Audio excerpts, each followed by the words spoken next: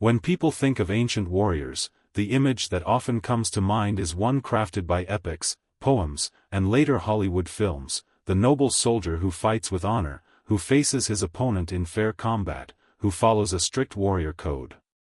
Achilles charging into battle for glory, Spartans holding their line at Thermopylae, or samurai dueling with katana under the banner of Bushido. This is the vision that has been handed down through myths and legends. Yet, beneath the surface, the reality was far harsher, uglier, and deeply unromantic. The honor we imagine today was less about battlefield conduct and more about propaganda crafted to give meaning to violence. In truth, ancient war was an affair of fear, desperation, and survival, where the line between courage and brutality blurred quickly once the first clash began. Most soldiers in antiquity were not professional warriors. The grand armies of Greece, Rome, Mesopotamia, or Egypt were filled not with elite champions but with farmers, laborers, and slaves pressed into service. They were poorly trained, often poorly fed, and terrified long before they reached the battlefield. To them, war was not a chance at glory but an unavoidable duty. Facing lines of spearmen or charging cavalry, the average man's main concern was not honor, it was simply not dying. Even in societies that celebrated military ideals, like Sparta, the majority of fighters were ordinary men who carried their fear into the fray.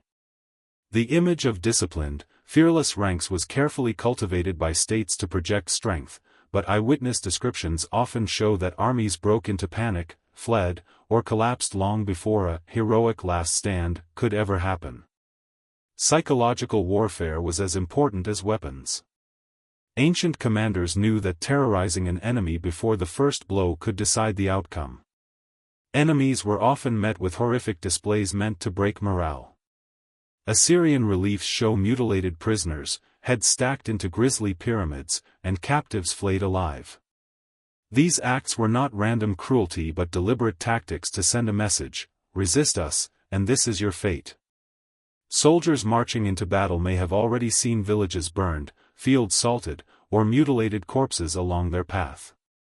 By the time the two sides actually clashed, fear had already done half the work. Even in direct combat, the ideal of honorable fighting was almost non-existent.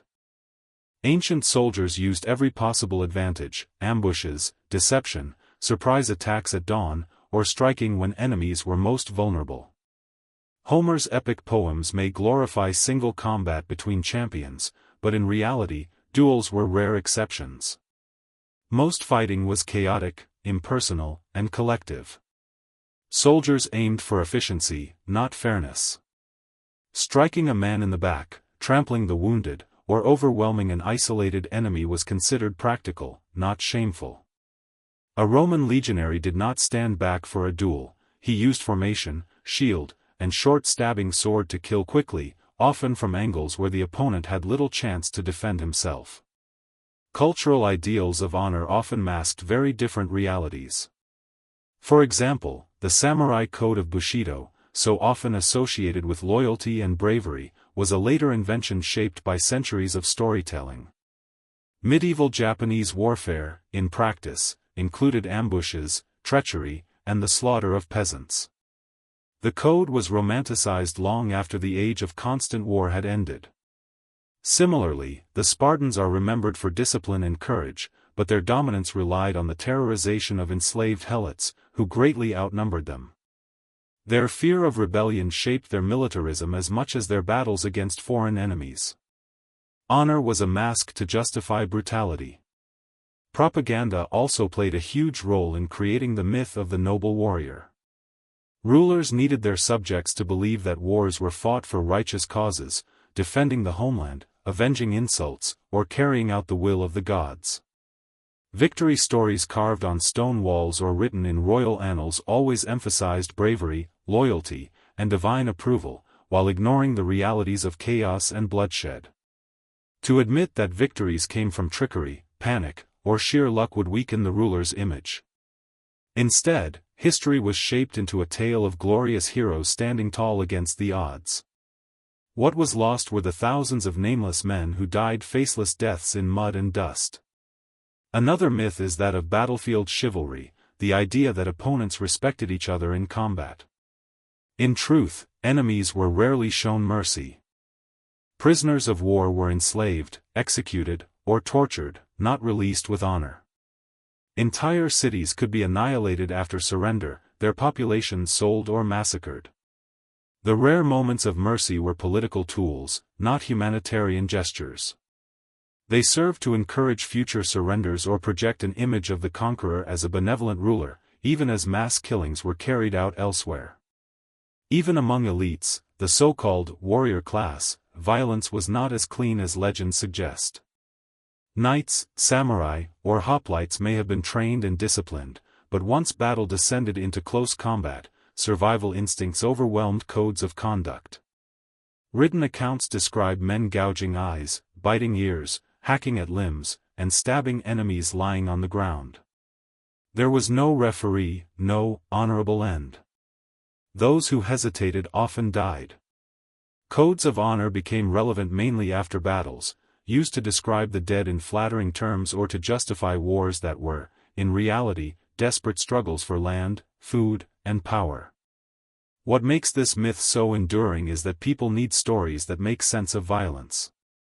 Societies prefer to remember their ancestors as noble warriors rather than desperate killers.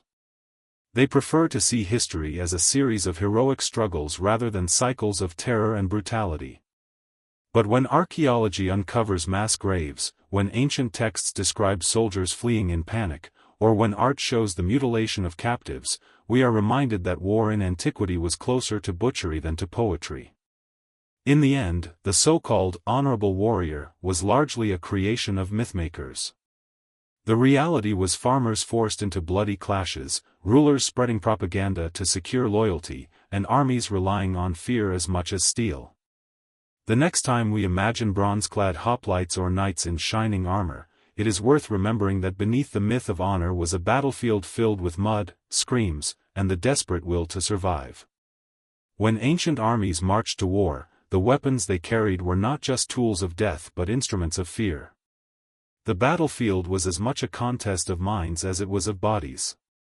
Shields and spears, two of the most iconic weapons of antiquity, were more than pieces of wood and iron. They were parts of formations, systems designed to intimidate, to overwhelm, and to crush the spirit of the enemy before blades even crossed. In the ancient world, victory often went to the side that could break morale first. Imagine standing on an open plain in Greece or Mesopotamia, looking out at a horizon darkened by dust. From that haze emerges not a scattered mob of individuals but a wall, gleaming bronze shields locked together in perfect rhythm, thousands of spears pointing outward like the spines of some massive beast. This was the phalanx, perhaps the most famous military formation of the ancient world. To face it was to face a machine of men, advancing step by step, shield to shield, spear tips bristling forward. The sight alone could shake even hardened soldiers. No matter how brave one man felt, the collective force pressing forward was overwhelming. The psychological impact of such formations cannot be overstated. A lone warrior, no matter how skilled, had little chance against a wall of disciplined soldiers. In the phalanx, an individual's courage mattered less than collective cohesion. Soldiers found strength in numbers, but they also lost individuality. Each man was part of a larger creature that thrived on unity. Break the line, and the creature collapsed, hold firm, and it became nearly unstoppable. Enemies knew this. That knowledge itself created fear. A wavering soldier might not even dare to charge if he saw the phalanx unbroken, because he knew that once contact was made, it would feel like running into a wall of stone and death. Shields themselves carried more weight than protection. They were symbols. In Sparta, to lose one's shield was a deeper shame than losing one's sword, because the shield protected not just the individual but the man beside him. A missing shield meant the line weakened, and the phalanx depended entirely on the unity of the formation. For Spartans, mothers told their sons to return with your shield or on it. This was not just poetic, it reflected the communal terror of breaking formation. The psychological conditioning made soldiers cling to their shields as lifelines, knowing that a gap meant the whole unit could crumble. Spear warfare added another layer of fear. The spear, longer than a sword, allowed ranks of soldiers to kill from a distance, stabbing over the top of shields, sometimes in multiple rows. An enemy charging into spear points faced not one opponent but an entire line. The thought of being impaled before ever reaching sword range was terrifying. Many ancient armies exploited this by holding their spears steady, creating a static wall of death that dissuaded reckless advances. For an untrained farmer-turned-soldier facing a professional phalanx, the psychological barrier was often enough to make him hesitate, or run. Noise was another battlefield weapon. When we imagine ancient combat, we often forget the sound: thousands of shields banging in unison, spears rattling, war horns blasting through the air. Soldiers shouted chants, war cries, and rhythmic stomps, turning the battlefield into a thunderous theater of intimidation. Roman writers describe Celtic tribes charging while screaming at the top of their lungs, painting their bodies and clashing their weapons to appear larger than life. The Spartans, by contrast, marched in eerie silence to the sound of flutes, unnerving enemies with their calm precision. Both tactics aimed at the mind, one overwhelming the senses with chaos, the other instilling dread with unshakable order. The Romans perfected psychological warfare through discipline.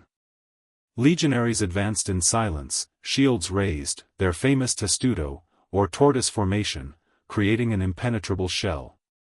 Arrows and stones clattered harmlessly against it, while the slow, steady march drove enemies into panic.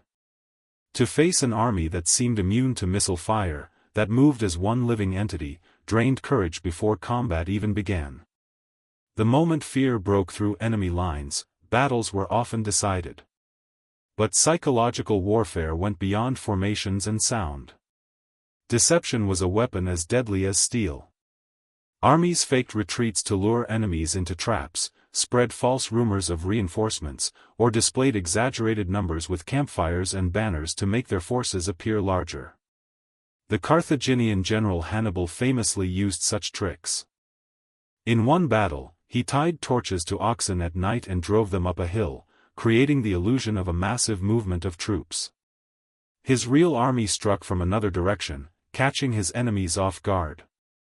Fear and confusion did the work long before swords clashed. The Assyrians, infamous for cruelty, combined both physical and psychological tactics with unmatched brutality. They carved images of their victories into stone walls, showing enemies flayed, impaled, or chained in humiliating postures. These records were not just for celebration but for intimidation, reminders to future enemies of what awaited them if they resisted. Marching into battle against such a force meant carrying the mental weight of knowing exactly how the Assyrians dealt with captives. Even simple details, like uniforms, banners, and paint, mattered. An enemy that looked chaotic and disorganized inspired less fear than one that appeared uniform, united under symbols of power. The Romans marched beneath their eagles, the Persians under their great banners, and the Celts under animal totems. Warriors painted themselves with terrifying images, skulls, spirals, and animal forms meant to unsettle opponents. A man facing such figures might imagine he was fighting not humans but demons or monsters. Ultimately, ancient commanders understood that winning a battle often required breaking the enemy's spirit before breaking their bodies. Soldiers who panicked fled, and once panic spread, entire armies collapsed. The actual fighting could be brief compared to the psychological buildup. A wall of shields, a forest of spears, the sound of drums, the sight of mutilated captives, all these combined into a theater of terror. The real battle was fought in the minds of men long before swords struck flesh. The legacy of these tactics lingers today. Modern armies still use intimidation, parades of tanks, roaring aircraft, propaganda broadcasts. But in the ancient world, where soldiers stood face to face, the power of shields, spears, and sound was immediate and visceral. To stand against an advancing phalanx or a Roman legion was not just a physical trial but a psychological nightmare. And for many who faced such formations, courage collapsed before the first spear was ever thrust.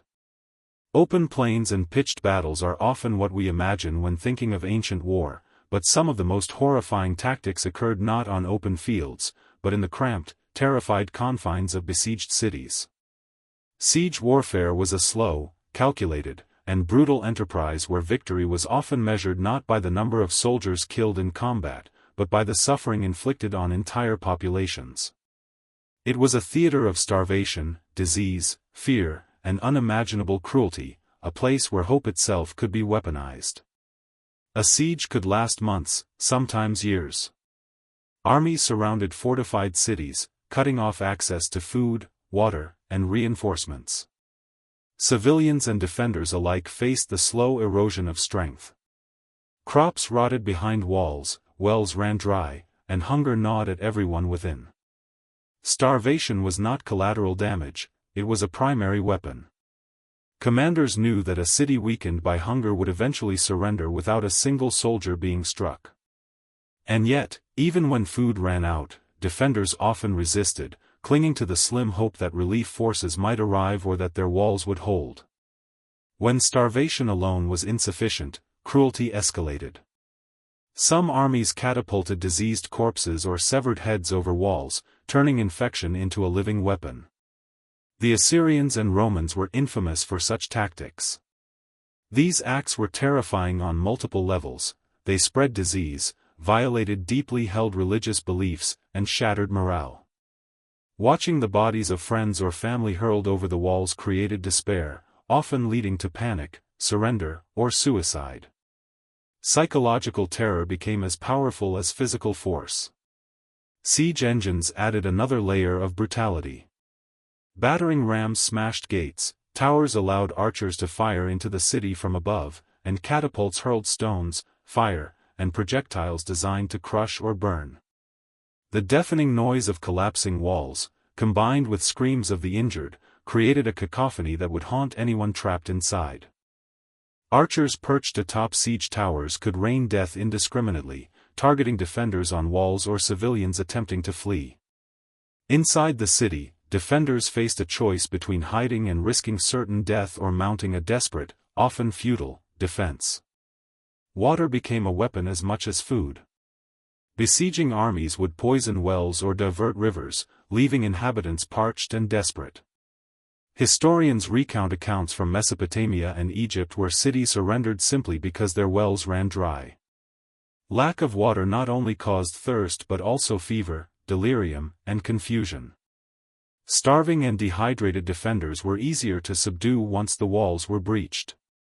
Even those trained for combat became weak and disoriented, unable to resist effectively.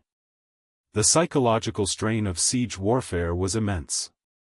Day after day, month after month, inhabitants of a city lived in constant fear, fear of the next assault, fear of disease, fear of betrayal from within. Chronic sleep deprivation, hunger, and witnessing death around them eroded courage. Ancient records describe defenders clawing at walls in desperation, collapsing from exhaustion, or turning on each other in madness. Families sometimes sacrificed members to appease commanders or gods, further illustrating the extreme human cost of prolonged siege. Civilians suffered alongside soldiers. In many cases, armies deliberately targeted non-combatants to hasten surrender. Children, the elderly, and the infirm were exposed to starvation and disease, or outright massacred. Looting and rape were common once attackers breached the walls. Siege warfare was indiscriminate, punishing everyone. The lines between combatant and non-combatant blurred, and human suffering became a tool of strategy. The brutality was systemic, not incidental. Examples from history illustrate the terrifying reality. The Roman siege of Jerusalem in 70 CE led to starvation so extreme that some resorted to cannibalism. Chroniclers describe walls brimming with corpses, entire families wiped out, and a city that, once proud, was reduced to ash and horror. The Assyrian campaigns against Samaria and Babylon featured impalements, mass executions, and terror displays to frighten other cities into surrender. Mongol sieges, though later in history, often included massacres and deliberate flooding to break cities. Across continents and centuries, siege tactics shared a common logic: crush the body, crush the mind, and the city falls. Yet siege warfare was not only about cruelty, it was also about ingenuity and adaptation. Ancient engineers devised complex machines, like torsion-powered catapults, movable siege towers, and subterranean tunnels to undermine walls. Defenders, in turn, created countermeasures: boiling oil, fire, hidden traps, and sallies to attack the besiegers unexpectedly. The battle between offense and defense became a deadly game of strategy and endurance, with human lives as the stakes. The horror of sieges was compounded by disease. The close quarters, lack of sanitation, and rotting corpses inside and outside walls turned cities into incubators of epidemics. Typhus, dysentery, and plague killed more people than the weapons themselves. Ancient armies sometimes anticipated this, using infection as an offensive tool. One sick soldier could inadvertently spread disease throughout the ranks, or corpses flung into a city could bring pestilence.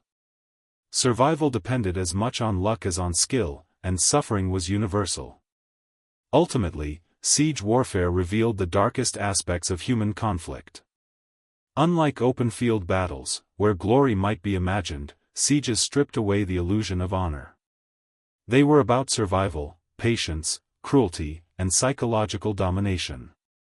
Behind the walls, men, women, and children experienced prolonged terror, watching their lives and city crumble, powerless to stop it.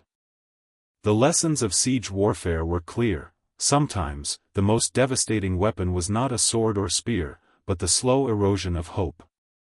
The shadow of these sieges stretches across history, shaping civilizations and their memory of war. Cities fell not because of individual heroics but because of strategy, cruelty, and the relentless psychological pressure applied by the besieging force. And for those trapped inside, the world beyond the walls was a nightmare that would linger long after the siege ended, whether they survived or perished. Siege warfare was the ultimate test of endurance, the cruelest of military arts, and one of the darkest chapters in the history of human conflict. When we think of ancient weapons, images of polished swords, ornate shields, and gleaming armor often come to mind. Artifacts in museums appear beautiful, even ceremonial, yet the true purpose of these objects was far more brutal than aesthetics suggest. Ancient weapons were designed not merely to kill, but to inflict maximum pain, demoralize enemies, and leave lasting physical and psychological scars. Their beauty was often a mask for their cruelty. Take swords, for example. Bronze and iron blades were sometimes crafted with barbed edges, designed to tear flesh rather than cut cleanly. A simple stab could result in horrific injuries that were nearly impossible to heal with the medical knowledge of the time.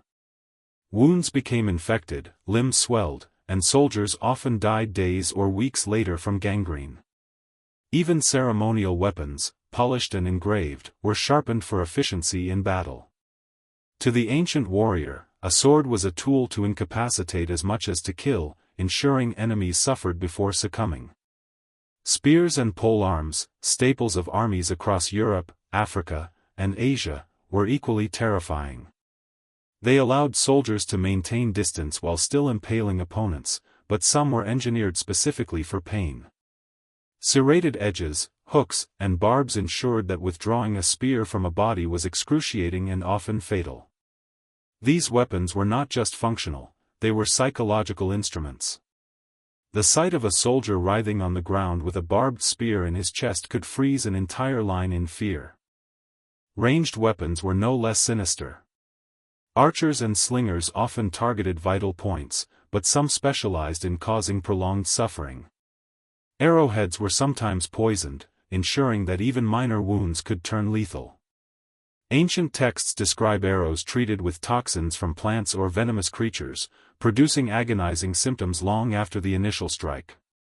Sling stones could be sharpened or weighted to break bones, while throwing knives and darts targeted limbs to cripple rather than immediately kill. The objective was control, create chaos, weaken enemy formations, and terrorize defenders before close combat even began. Siege weapons elevated this cruelty to a macroscopic level. Catapults hurled massive stones capable of crushing walls and bones alike, but they were also used to toss flammable substances and decaying corpses into enemy strongholds. Defenders faced not only destruction but disease and psychological torment. A flaming projectile landing in a city caused panic, as citizens scrambled to save themselves while soldiers tried to maintain a defensive line. Siege engines transformed battlefields into chaotic, hellish arenas, where suffering was as strategic as victory. Even the smaller, less celebrated weapons carried cruelty. Caltrops, small iron spikes scattered across the ground, could pierce feet, maim horses, and disrupt cavalry charges. Early incendiary devices, mixtures of pitch, sulfur, and oil, could set buildings and siege towers ablaze, often burning defenders alive. Nets, ropes, and chains were used to entangle and immobilize enemies, leaving them vulnerable to attack. The creativity applied to causing pain was staggering, showing that ancient warfare valued terror as much as skill. Beyond physical pain, some weapons were designed for psychological impact. Scythians, for instance, were known for their curved sickle-shaped swords that could slice through armor in unpredictable ways, terrifying their opponents. Roman gladiators, while technically combatants in arenas, used weapons that mirrored battlefield tools engineered for fear and spectacle. Warriors had to be not just efficient killers but also instruments of intimidation. The mere sight of certain weapons, glinting in the sun or smeared with blood, could break an enemy's resolve before a fight began. The use of animals as weapons amplified the horror. War elephants in India and Carthage were outfitted with armor and spikes, and their sheer size created panic on enemy lines. Cavalry charges, combined with long lances, could trample or impale dozens of soldiers in seconds. Even domesticated animals were turned into instruments of pain, dogs were trained to attack or disrupt formations, and flaming pigs were released to scatter elephants in panic. Weapons of pain were not limited to tools. The battlefield itself became a deadly environment engineered for suffering. What distinguishes ancient weapons is their dual purpose: they killed, but they also communicated terror. Armies learned that fear could be as decisive as force. A legion faced with serrated swords, poisoned arrows, or a wall of spears might surrender before engaging, knowing that survival was unlikely even if they fought bravely. The combination of physical and psychological cruelty meant that the human cost of war extended far beyond the immediate injuries. Every weapon carried a story of suffering, every blade a lesson in fear. Even the craftsmanship of weapons emphasized this duality. A bronze sword might feature intricate designs or inscriptions invoking gods of war, yet the sharpest edges were reserved for ripping flesh. Helmets and shields often bore frightening visages, faces of animals or demons meant to intimidate. Battle was theater as much as combat, with weapons serving as instruments of performance and terror simultaneously. Ultimately, understanding the hidden reality of ancient arms forces us to reconsider our romanticized image of war. These tools were not mere instruments of defense or honor, they were carefully engineered to maximize suffering, weaken morale, and ensure control over life and death. Behind the beauty of polished metal lay a grim, strategic calculus: inflict pain, terrify the enemy, and turn battle into a psychological as well as physical conquest. The weapon's power was measured not only in how many it could kill, but in how many it could terrify. The next time we see a museum display of swords, spears, or catapults, it is worth remembering that these objects were designed to terrorize as much as to slay. They embody a hidden reality of war that is often sanitized in textbooks and films. Ancient warriors wielded them not for glory alone, but for control, for fear, and for the raw, undeniable power of human suffering orchestrated in the name of strategy. When we think of ancient warfare, our minds usually conjure images of armored soldiers, clashing swords, and thundering chariots. Rarely do we consider the animals that shaped the outcomes of battles, often determining victory or defeat before human combatants even struck a blow. From war elephants to horses, dogs, and even flaming pigs, animals were powerful instruments of both strategy and terror. Their roles reveal an overlooked layer of brutality and ingenuity in ancient tactics. War elephants stand as perhaps the most infamous example. Employed across India, Carthage, and parts of Southeast Asia, these enormous creatures could trample hundreds of soldiers in seconds. But their use was not as simple as letting beasts charge blindly. Armies trained elephants carefully, arming them with spikes, blades, and armored coverings to maximize destruction. Their size and presence struck fear into enemy ranks. A phalanx facing these towering beasts could crumble before spears even met flesh, as the psychological impact of elephants, combined with their raw physical power, induced panic. Ancient records describe soldiers fleeing at the sight of elephants, abandoning positions and breaking formation, sometimes even killing their own allies in confusion. Horses, the backbone of cavalry units, played a dual role. Mounted warriors could outflank infantry, charge with lances, and disrupt enemy lines, but the animals themselves were trained for battlefield chaos. Cavalry horses learned to endure the noise, the gore, and the trampling, turning their riders into more effective weapons. Elite horsemen, from Mongols to Persians, relied on the speed, agility, and sheer mass of their mounts to execute devastating maneuvers.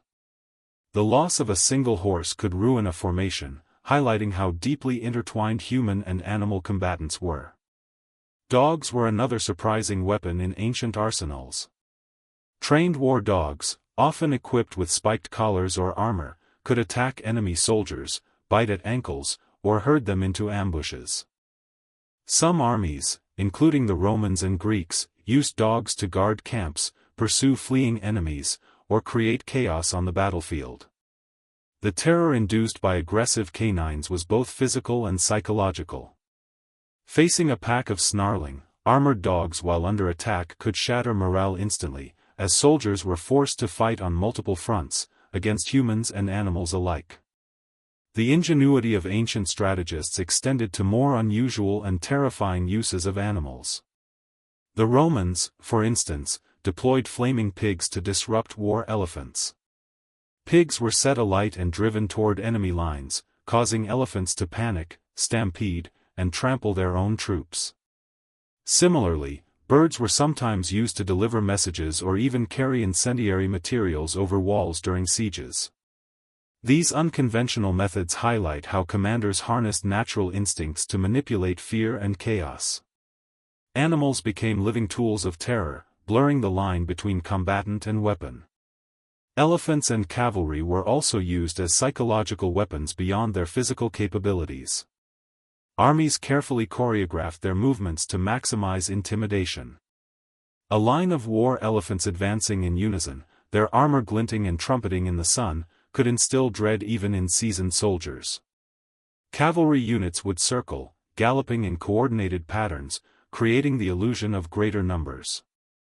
In many cases, opponents surrendered without striking a blow, overwhelmed by fear of animals whose behavior seemed almost supernatural. Yet animals were not invincible, and their use carried inherent risks. Elephants could panic, turning on their own soldiers or trampling friendly troops. Horses could bolt under fire or collapse from fatigue. Commanders had to understand and anticipate these behaviors, training animals rigorously and often placing human handlers close at hand to guide them. A poorly managed animal could turn the tide of battle in the enemy's favor, demonstrating that control over nature was as vital as skill with human troops.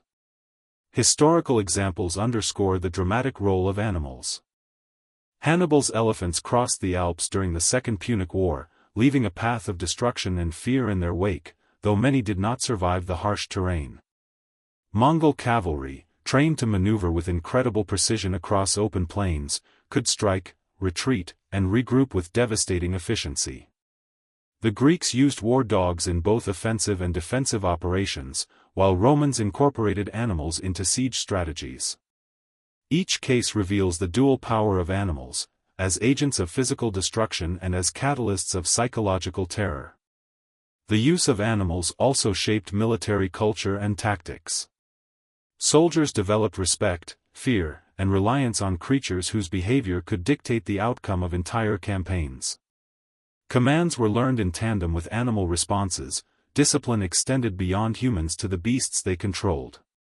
Animal casualties were often high, but their effectiveness reinforced the notion that ancient warfare was not solely about human valor, it was a complex orchestration of every available resource to dominate and terrorize the enemy.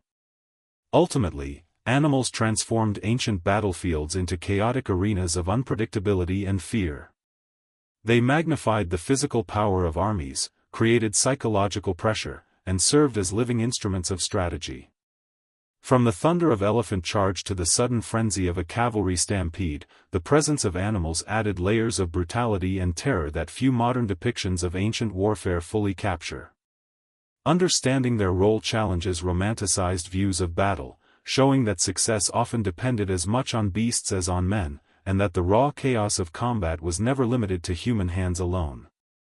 The next section will continue to explore the untold hardships of ancient soldiers, turning our focus to the everyday realities of hunger, disease, and the pervasive fear that haunted warriors even before battle began. While grand battles, war elephants, and fearsome siege engines dominate the stories of ancient warfare, the reality for most soldiers was far less glamorous. Life for the ordinary fighter was a daily struggle against hunger, disease, and relentless fear. Ancient armies were not only instruments of death, they were also hotbeds of suffering, where survival often depended on luck, endurance, and grim determination rather than skill or valor. For the majority of soldiers, the march to battle was grueling long before they reached the enemy. Armies traveled hundreds of miles over rough terrain, carrying weapons, armor, and supplies. Roads were rudimentary, weather conditions unforgiving, and the landscape often hostile. Hunger became a constant companion. Soldiers typically ate rations of bread, dried meat, and whatever grains or legumes were available, often spoiled or infested. Fresh food was scarce, and water could be contaminated. Malnutrition weakened muscles, slowed reflexes, and left men vulnerable to injury or disease, making them less effective even before fighting began. Disease was perhaps the deadliest threat. Ancient armies were breeding grounds for infections, as sanitation was minimal and people were packed tightly together in camps. Dysentery, typhus, malaria, and respiratory illnesses spread quickly, claiming more lives than arrows or swords. Roman military records show that during campaigns, disease could wipe out thousands, sometimes surpassing the casualties of combat. The sight of comrades succumbing to illness, often in gruesome ways, created psychological terror as well. Soldiers faced the dual fear of dying from disease or dying in battle, neither choice offering dignity or certainty. Hygiene was rudimentary at best. Soldiers often slept in mud or tents, sharing limited water for washing. Clothing and armor were rarely cleaned, creating an environment rife with lice, boils, and infection. Even minor injuries could become fatal if left untreated. In battles where medical care was minimal, a simple cut could fester into gangrene. Amputations were performed without anesthesia or proper antiseptics, and many soldiers died from shock or post-operative infection. Ancient campaigns were not just physical tests, they were contests of endurance in conditions designed to break the body over time. Fear permeated every aspect of military life. Soldiers lived with the knowledge that a misstep could mean death, whether in formation, on a march, or during a siege. Ancient chroniclers describe men trembling before battle, praying, or attempting to escape. Discipline was harsh to counteract panic, with punishments ranging from flogging to execution for desertion. Yet, even the most disciplined units could falter when confronted with unexpected chaos, such as a surprise cavalry charge or a sudden breach in the lines. The fear of imminent death was relentless, shaping behavior and decisions throughout the campaign. The psychological burden extended beyond the battlefield. Soldiers were witnesses to the horrors of war, villages burned, families slaughtered, prisoners tortured. These experiences left lasting scars. Ancient texts recount men suffering nightmares, trembling in sleep, or avoiding combat after witnessing atrocities. Though there was no term for post-traumatic stress in antiquity, the symptoms were recognized in historical accounts. Fear, combined with exhaustion and illness, made survival as much a mental challenge as a physical one. Food scarcity often forced soldiers into desperate measures. Raiding villages, foraging in hostile territory, or consuming what today would be considered unthinkable became necessary. Chronicles from the Peloponnesian War describe men eating leather, grass, or even corpses to survive. The line between soldier and scavenger blurred, revealing how survival could strip humanity from those engaged in combat. Hunger was not just physical, it eroded morale and camaraderie, sometimes leading to mutiny or desertion. Weapons and armor, while essential, were often poorly maintained. Swords dulled, shields cracked, and helmets bent, leaving men exposed. Repairing equipment required skill, time, and materials that were not always available. Soldiers sometimes went into battle with defective gear, relying on luck, agility, or sheer desperation to survive. The harsh realities of ancient warfare were compounded by limited resources and the constant pressure to fight under inadequate conditions. Even routine marches posed lethal risks. Heatstroke, hypothermia, or injuries from accidents could incapacitate soldiers before they ever engaged the enemy. Supply lines were vulnerable, meaning that men could be stranded without food, water, or medical care. In such circumstances, the battlefield was only one of many threats. For most soldiers, surviving the campaign itself was as great a victory as winning a battle. Despite these hardships, armies relied on cohesion, discipline, and morale to function. Soldiers formed bonds through shared suffering, understanding that their survival depended on one another. Commanders exploited this, fostering unity through strict routines, rituals, and rewards for bravery. Yet, even the strongest formations were fragile. A sudden panic, a disease outbreak, or a breakdown in supply could unravel months of training and preparation in hours. Ultimately, the life of the everyday soldier in ancient warfare was defined by struggle. Hunger gnawed at strength, disease felled the unwary, and fear shadowed every step. The romanticized vision of soldiers marching bravely into battle glosses over these harsh truths. Ancient war was not just about heroism or tactics, it was a prolonged ordeal of endurance, misery, and psychological torment. The battlefield may have decided the winners and losers, but the march, the camp, and the endless struggle for survival shaped the true human cost of war. The next section will plunge into the intimate horror of combat itself, exploring the savage reality of close-quarter fighting and the terrifying chaos that awaited soldiers who survived the march's disease, and the hunger of the campaign. When ancient armies clashed, the true test of a soldier's courage and endurance was not the march, the hunger, or even the siege, it was the brutal reality of close combat. This was the moment when strategy gave way to chaos, formations dissolved into frenzy, and the human body became both weapon and target. Ancient battles were rarely choreographed duels between noble warriors, they were crowded, violent, and terrifying maelstrom where survival often depended on instinct rather than skill.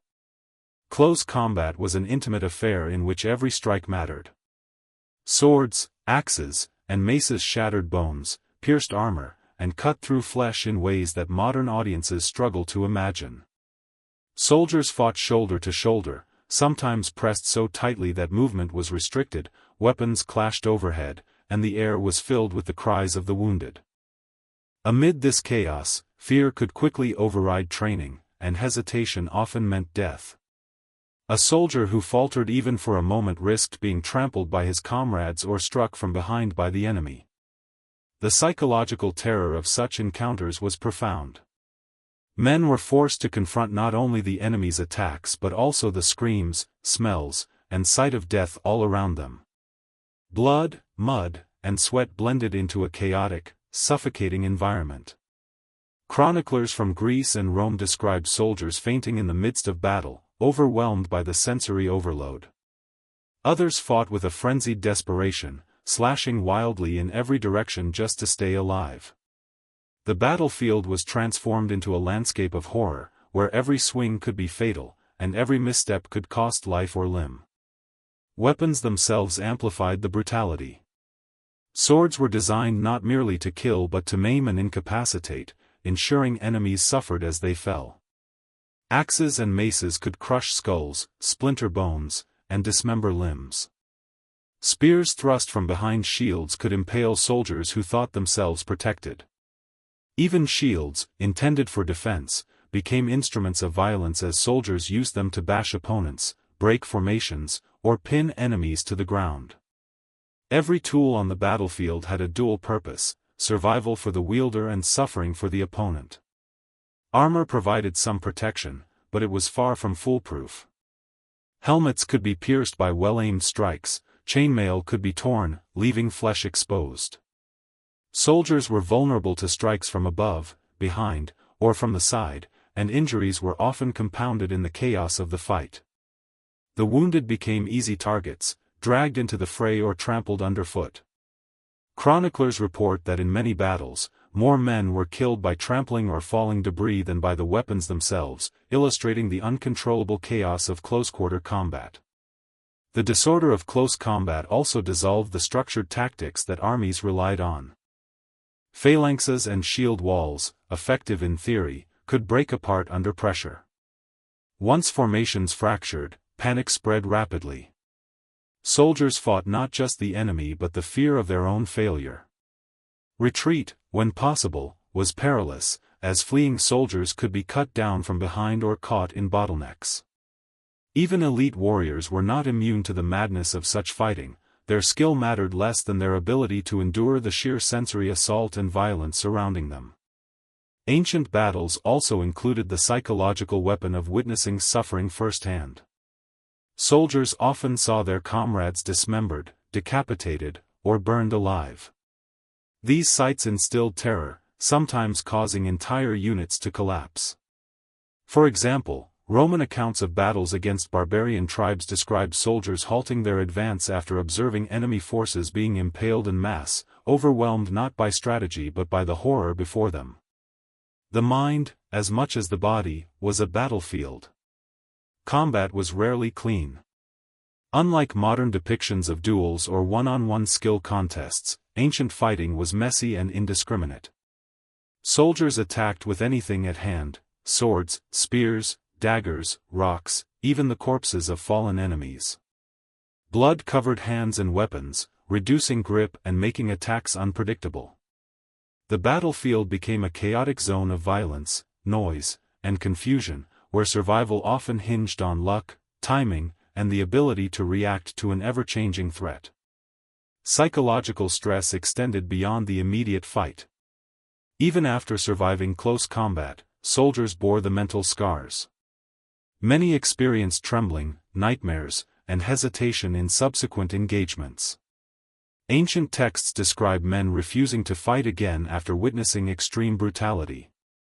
In some cultures, veterans were given rituals or counseling-like practices to reintegrate into society, though these were rudimentary compared to modern understandings of trauma.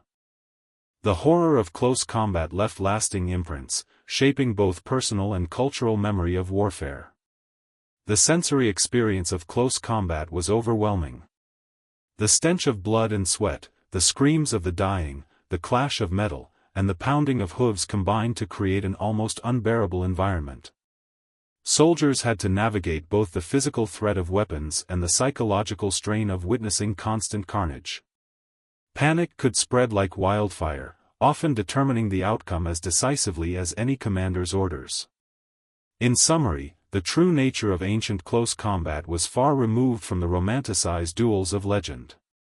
It was chaotic, violent, and terrifying, a test of endurance that demanded constant vigilance and raw instinct. The battlefield became a living nightmare where death lurked in every swing, step, and stumble. Heroism, when it occurred, was measured not by noble conduct but by the ability to survive, adapt, and continue fighting amidst overwhelming chaos. The next section will examine what awaited the defeated and survivors alike, exploring the ruthless punishments, looting, and post-battle terror that extended the brutality of ancient warfare long after combat had ended. Victory in ancient warfare did not end when the enemy was defeated on the battlefield. For the vanquished, the aftermath often brought horrors equal to, or even surpassing, the battle itself. Ancient commanders understood that the treatment of survivors, prisoners, and conquered populations served as both punishment and a powerful tool of intimidation. Mass executions, mutilations, enslavement, and looting ensured that fear lingered long after the clashing of swords ceased, reinforcing the brutal reality of war. Captured soldiers rarely fared well. In many ancient cultures, surrender did not guarantee survival. Roman, Assyrian, and Persian armies often executed large numbers of prisoners to prevent future rebellion or retaliation.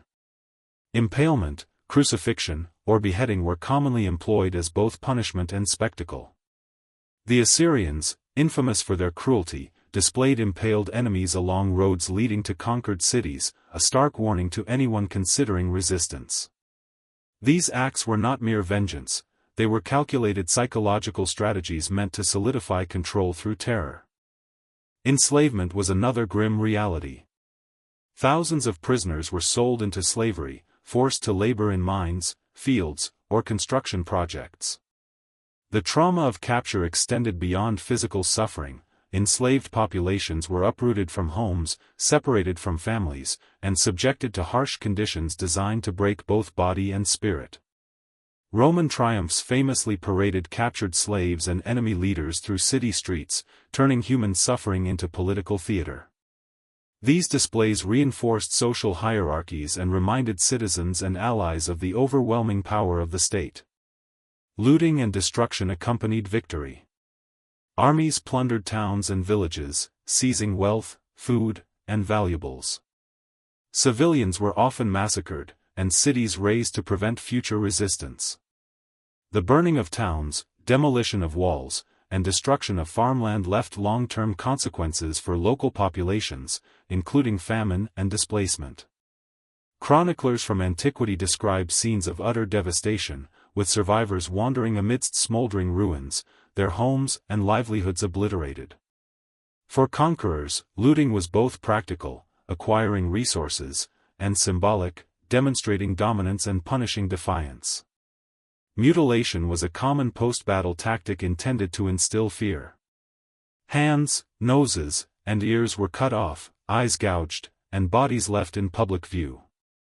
Such acts were not random cruelty but strategic tools of psychological warfare. Seeing mutilated comrades or neighbors dissuaded others from rebellion and cemented the conqueror's reputation for ruthlessness. Ancient texts recount entire populations displaying signs of fear and submission after witnessing the systematic mutilation of captives, demonstrating that terror could be more effective than continued combat. Even allied or neutral populations were not immune to post-battle terror. Commanders sometimes punished cities that did not resist vigorously enough or that were perceived as disloyal. The fear of collective punishment ensured that political control was maintained across regions, using violence as a deterrent.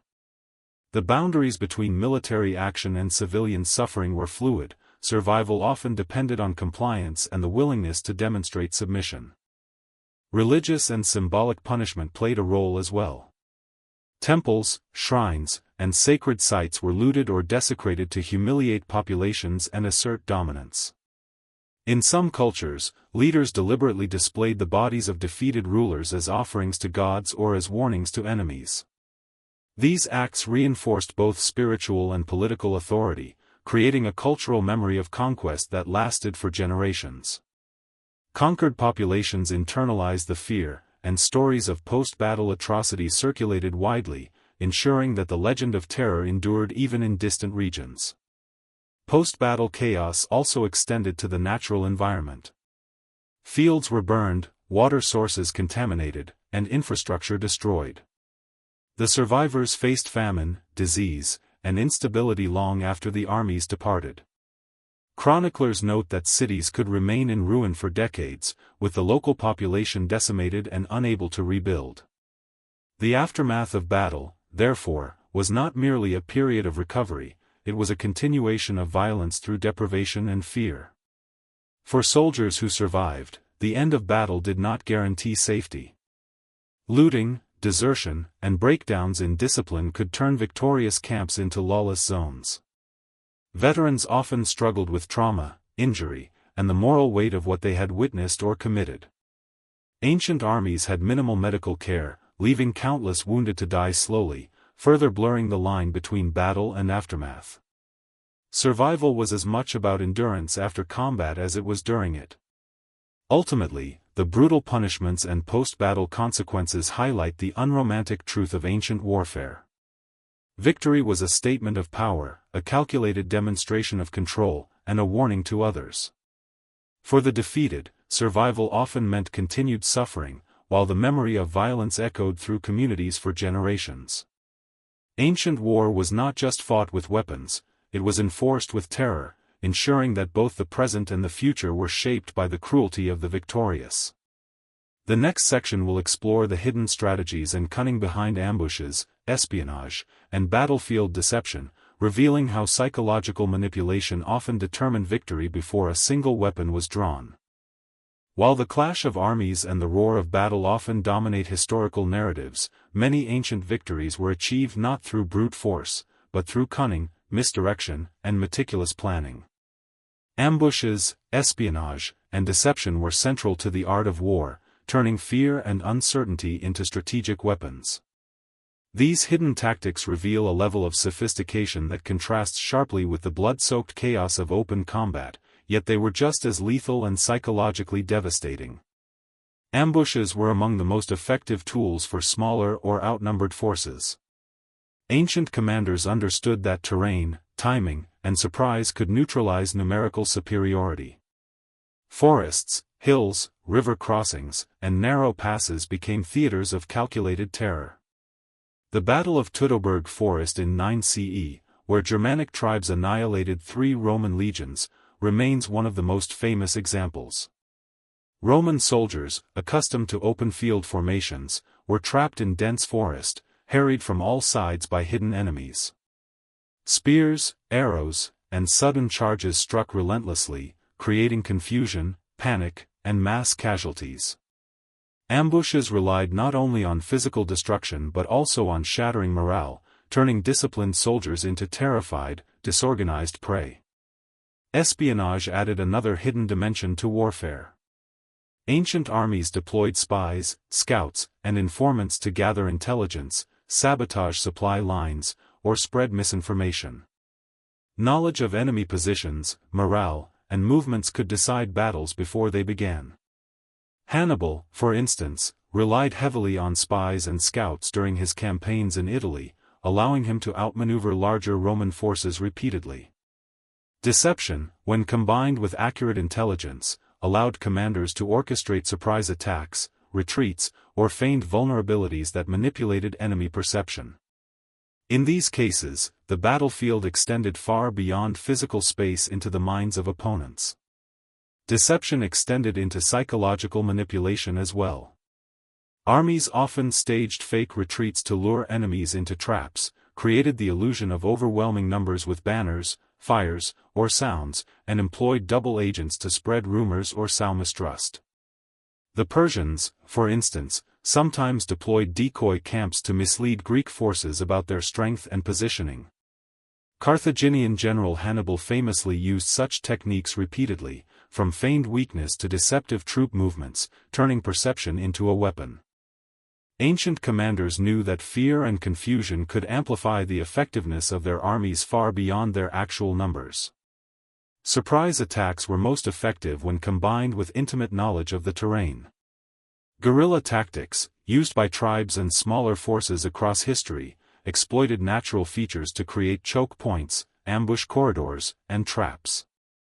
Rocks, pits, camouflaged spikes, and sudden barricades became deadly tools that forced enemies into vulnerable positions.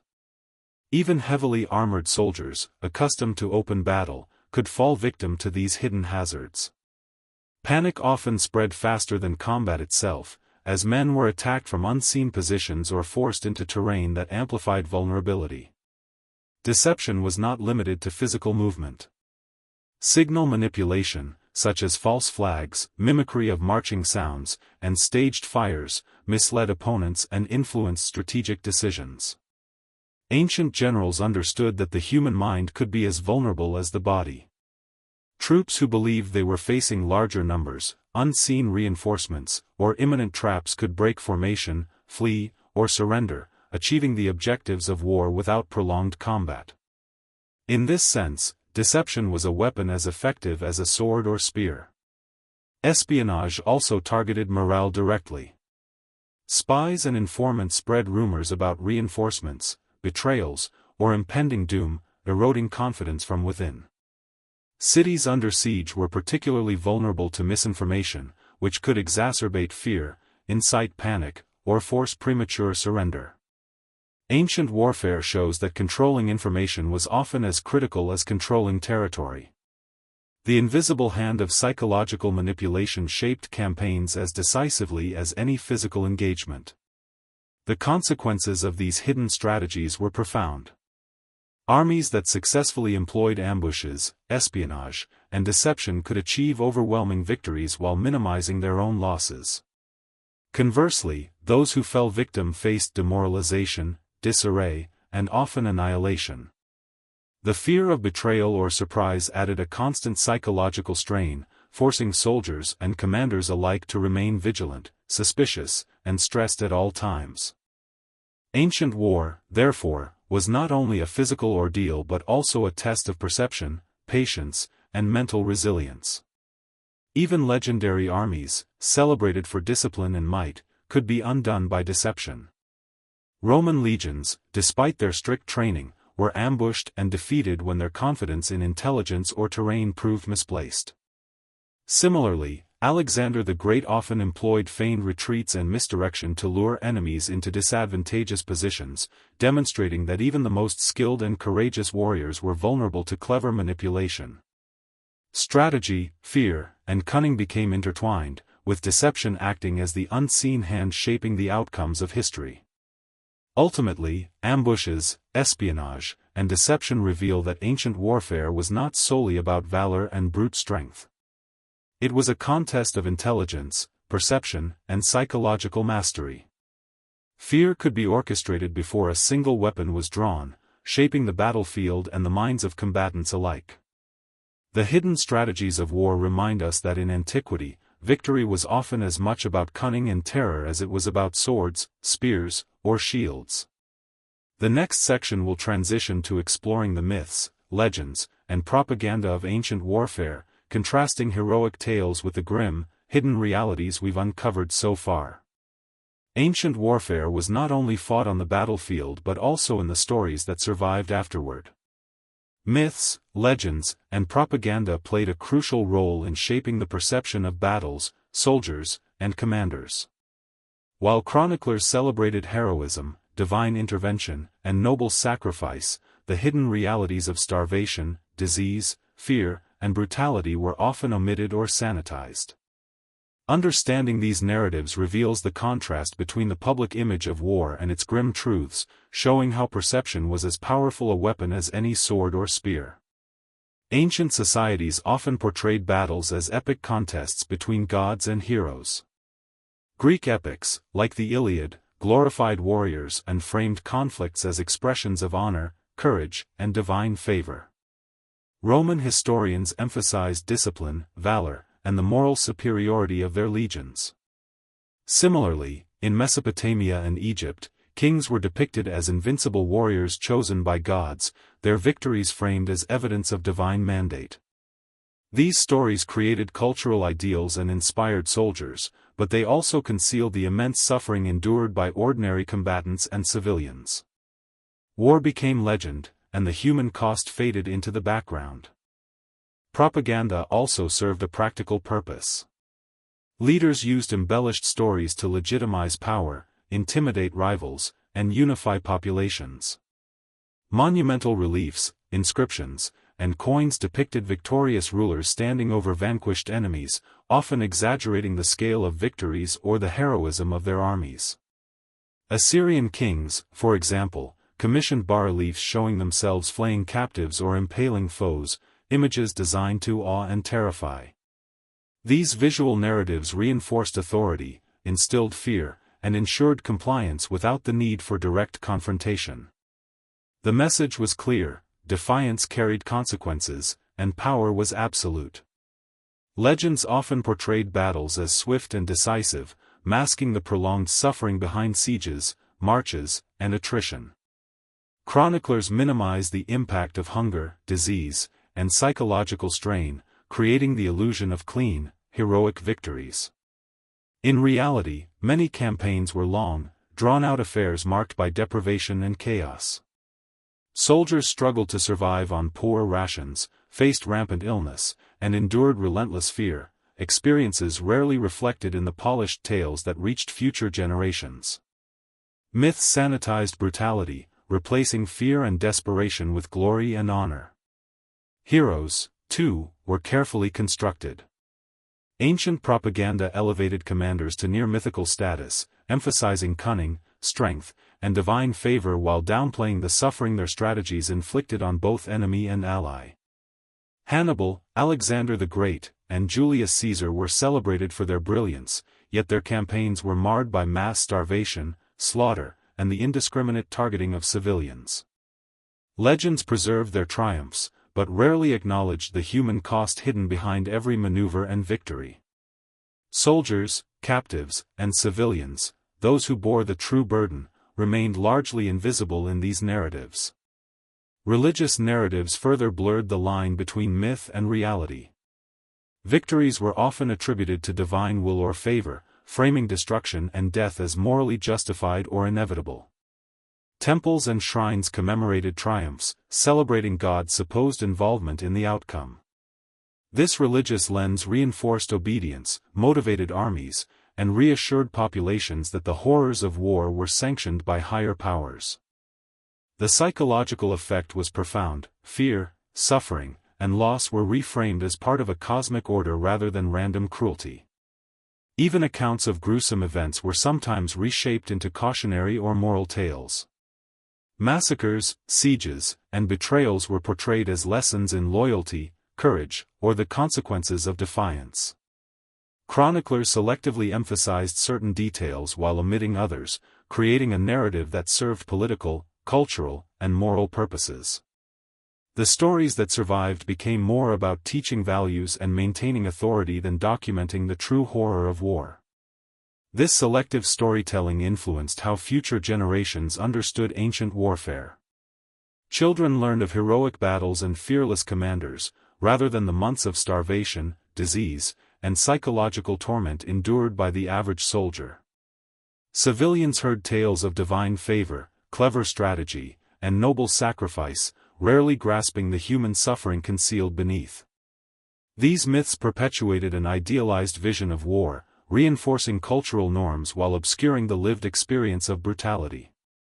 Ultimately, myths, legends, and propaganda demonstrate that the war of perception was as important as the war of action.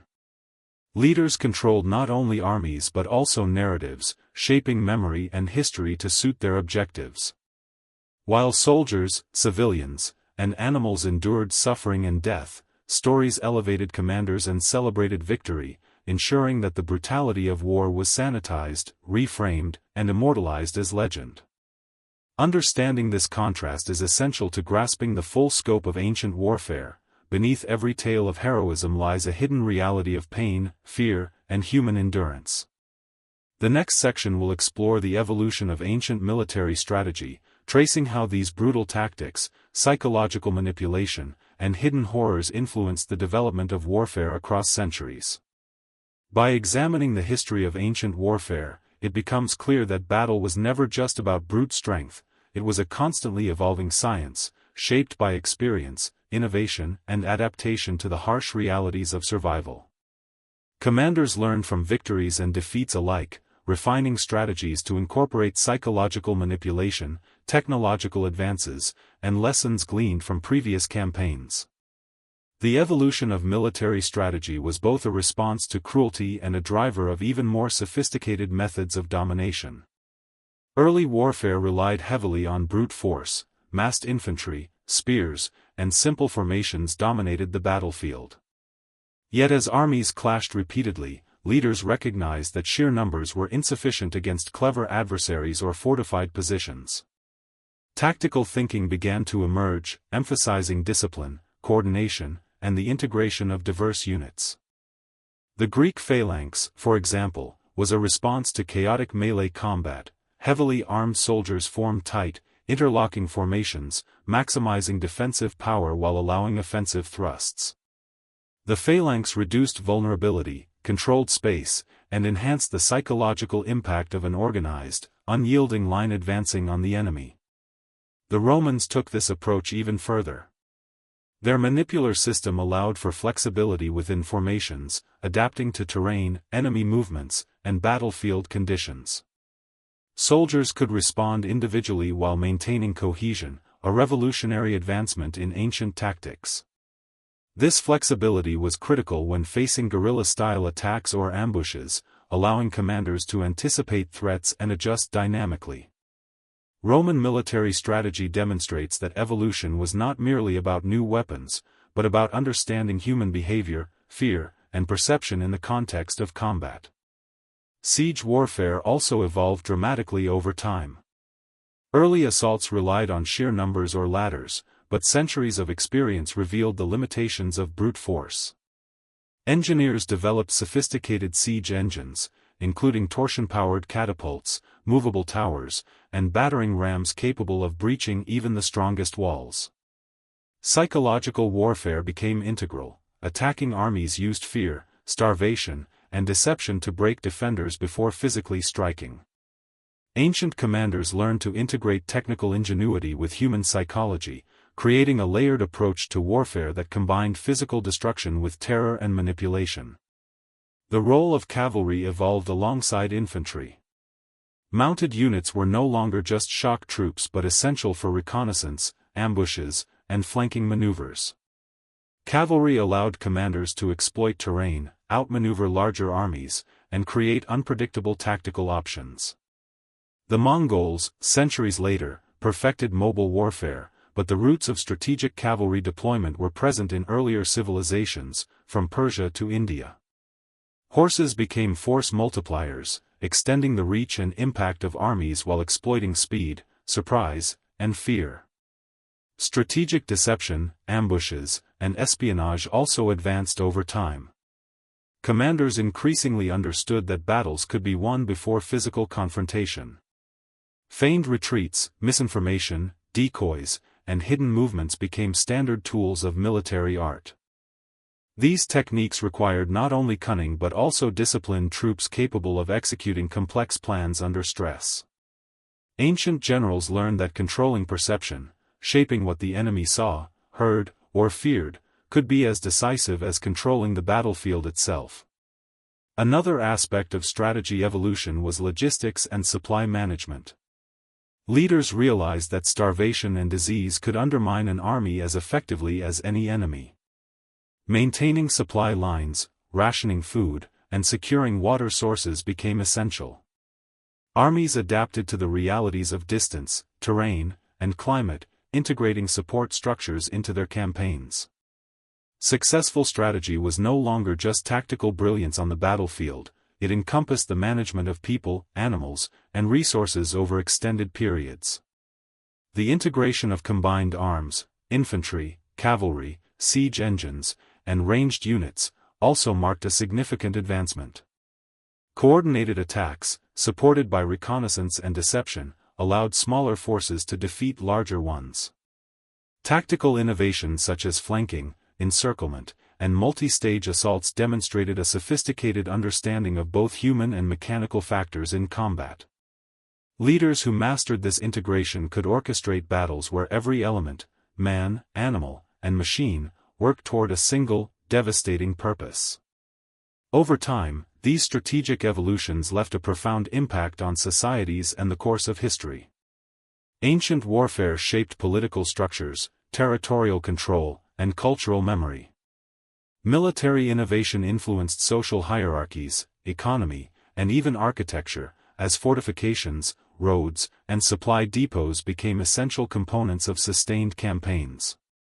The evolution of strategy reflected a relentless human drive to dominate, survive, and manipulate both the battlefield and the human mind. Ultimately, the evolution of ancient military strategy reveals the interplay of brutality, ingenuity, and psychological insight. Leaders learned that success depended on more than weapons or courage. It required a comprehensive understanding of fear, endurance, deception, and adaptation. The horrors of combat, the suffering of soldiers and civilians, and the calculated cruelty of siege and punishment all informed smarter, more ruthless strategies. Ancient warfare was a living, evolving discipline, shaped by human ingenuity as much as by human suffering. The next and final section will provide a compelling conclusion, reflecting on the hidden realities of ancient war, the lessons learned from its brutality, and the enduring shadow it casts on history.